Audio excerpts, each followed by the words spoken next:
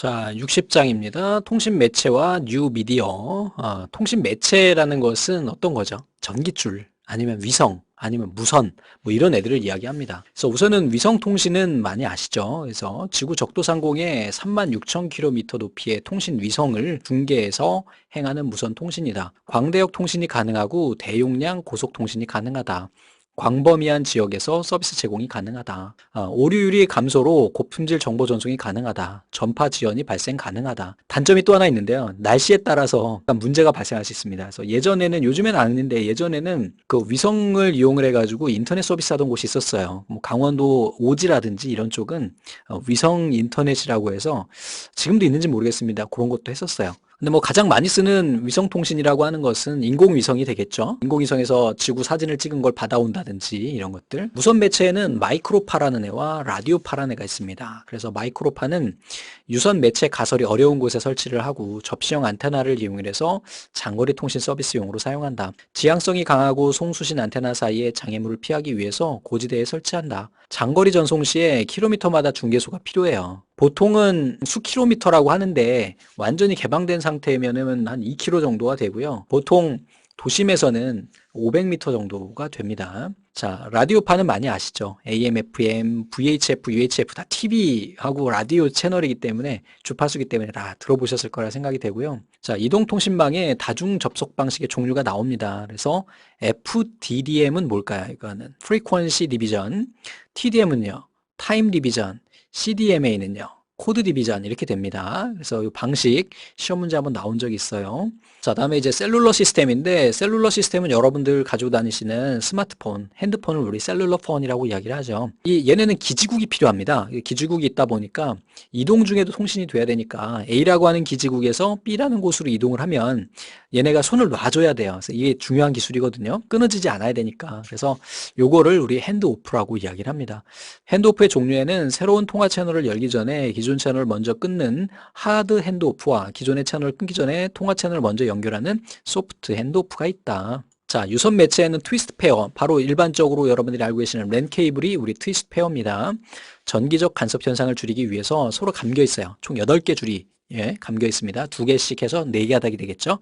그러니까 8가닥인데 꼬임으로 해가지고 총 4개의 그룹으로 구성이 되어 있습니다. 하나의 케이블에 여러 쌍의 꼬임선들을 절연체로 피복하여 구성한다. 가격이 싸고요. 설치가 간편하나 신호 잡음이 민감하다. 그래서 보통은 100m 정도까지만 연결이 가능합니다. 동축 케이블이 나옵니다. 이건 여러분들 TV 안테나선 있죠? 이게 동축 케이블입니다. 그래서 구리선을 싸고 있는 피복으로 인해 외부 간섭을 덜 받고 전력 손실이 적고 고속통신 회선으로 많이 사용되고 있고 아날로그와 디지털 신호 전송에 모두 사용이 가능하다. 광대역 높은 주파수를 전송할 수 있고 케이블 TV나 랜 등에 주로 사용된다. 그래서 여러분들 앞에서 우리 토큰 링, 토큰 버스 이런 거 배웠잖아요. 그래서 예전에는 랜을 연결할 때 이 동축 케이블로 연결했어요. 여러분들 알고 계시는 TV 안테나 선으로 연결했다고. 자, 광섬유 케이블 많이 들어보셨죠? 지름이 0.1mm 정도인 유리 섬유를 이용을 해서 여기다가 전반사 현상을 이용하는 거예요. 전반사. 그래서 빛이 앞으로 나가는 것을 우리 전반사라고 이야기를 합니다. 대역폭이 크고 신호의 보안성이 우수한 전송 매체이며 분기나 접속이 쉽지 않다. 그래서 요거 장치가 지금은 이제 국산화돼 있는데 초기에는 국산화돼 있지 않아서 너무 비싸가지고 좀 그랬죠. 근데 지금은 뭐 광케이블 안 들어가는 데가 없으니까 집에도 광케이블이 들어오죠. 자. 원료인 유리는 절연성이 좋아서 전자 유도 현상이 받지 않으므로 누화 방지가 가능하고 랜의 전송 매체에서 좋다. 요즘에는 랜뿐만이 아닙니다. 초고속 정보통신망 해가지고 ADSL 또 BISDN, ATM 이런 애들이 있다라는 거 기억하시고요. 자, 뉴 미디어라고 하는 거, 미디어라고 하는 것은 매체를 의미합니다. TV, 신문, 라디오 모두 다 매체고요. 이것이 이제 새로운 형태로 바뀌어진 것이 이제 멀티미디어가 되는 거예요. 자, 뉴 미디어는 쌍방향성, 양쪽으로 주고받는 거죠. 분산적, 그 다음에 네트워크화, 특정 다수자 이렇게 되는 거고요. 분류는 유선계, 무선계, 패키지계 이렇게 세 개로 구분이 됩니다. 사무자동화에는 많이 나와요. 출제가 많이 되는데 정보 처리에는 거의. 자, 뉴 미디어의 종류 우선 케이블 TV 아시죠? 공동 시청 안테나를 이용해서 텔레비전 방식으로 난시청 지역에 고감도 안테나를 설치한 다음에 이를 통해서 수신한 양질의 TV 신호를 일정한 전송로를 통해서 수요자한테 제공하는 거래요. 기존 TV 방송 방식이 동일하고 기존 TV를 단말기로 사용을 한대요. 자, 비디오 텍스라고 하는 거는 정보센터로부터 필요한 정보 정보를 선택해서 공중전화망을 통해서 TV로 수신 가능한 뉴미디어다. 그래서 쌍방향 통신이다 그랬는데 요즘에는 거의 이걸 인터넷으로 사용을 합니다만 TV 보면서 날씨 정보나 이런 걸 받아올 수가 있어요. 전화 연결을 하면. 이게 비디오 텍스트입니다. 텔리텍스트는 TV 전파를 이용해서 필요한 문자나 도형 정보를 텔레비전 수상기의 화면에서 볼 수 있는 거예요.